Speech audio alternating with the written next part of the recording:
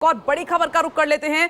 शरद पवार को धमकी दी जा रही है। थोड़ी देर पहले संजय राउत ने मीडिया से बात करते हुए इस बात का जिक्र किया है कि एनसीपी चीफ शरद पवार को धमकी दी जा रही है। पवार के लिए ऐसी भाषा मंजूर नहीं। जी हां, संजय राउत का कहना है कि शरद पवार के लिए ऐसी भाषा को मंजूर बिल्कुल नहीं किया जाएगा। सुनिए उन्होंने क्या कुछ कहा।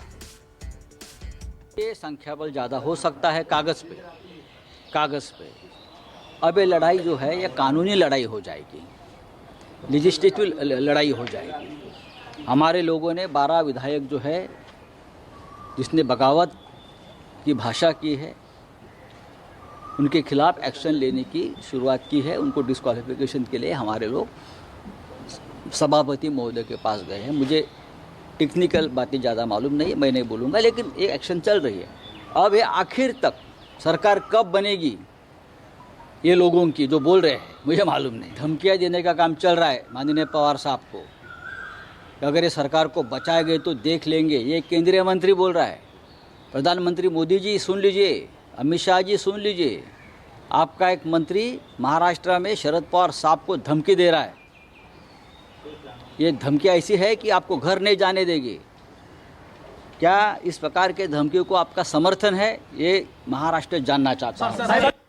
मोदी सरकार के मंत्री का नाम तो नहीं लिया है, लेकिन कहा है कि मंत्री शरद पवार को धमका रहा है लगातार। और इस खबर पर मैं सीधे इंद्रजीत सिंह आपका रुख कर रही हूं। इंद्रजीत, ये तो संजय राउत ने कहा कि धमकी दी जा रही है, उनको डराया जा रहा है। एनसीपी का क्या कुछ कहना है इस धमकी को लेकर, कोई इनपुट?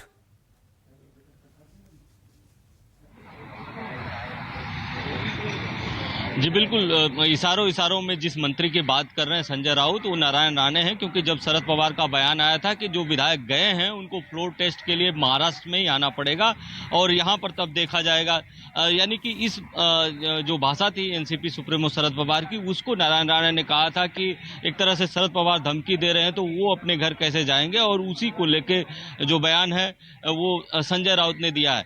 लेकिन मुझे नहीं लगता कि महाराष्ट्र में कोई ऐसा नेता है जो कि शरद पवार को रोक सके और शरद पवार को धमकी दे सके, क्योंकि ये शरद पवार को महाराष्ट्र के जितने भी नेता हैं, बड़े नेता चाहे किसी भी पार्टी के हों, वो सभी मानते हैं।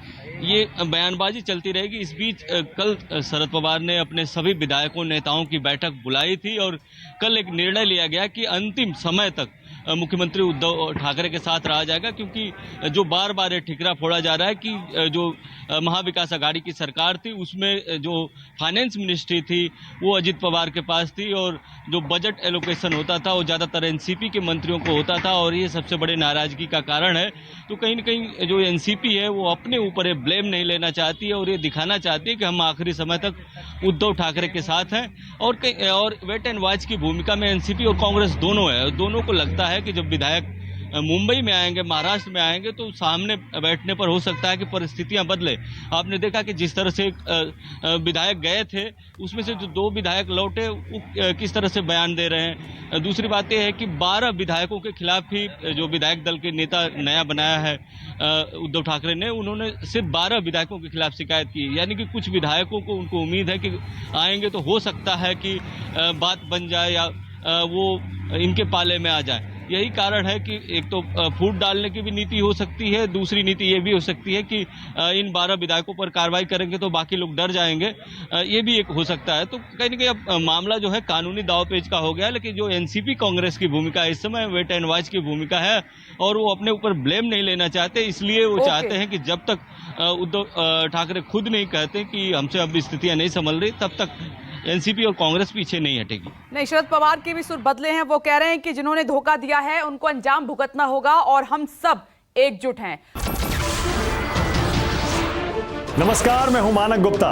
अगर आपको हमारा ये वीडियो पसंद आया हो तो इसे लाइक और शेयर जरूर करें, और हां, हमें सब्सक्राइब और फॉलो करना ना भूलें ताकि आप देश और दुनिया की कोई खबर मिस ना करें। तो जुड़े रहिए हमारे साथ और देखते रहिए न्यूज़ 24।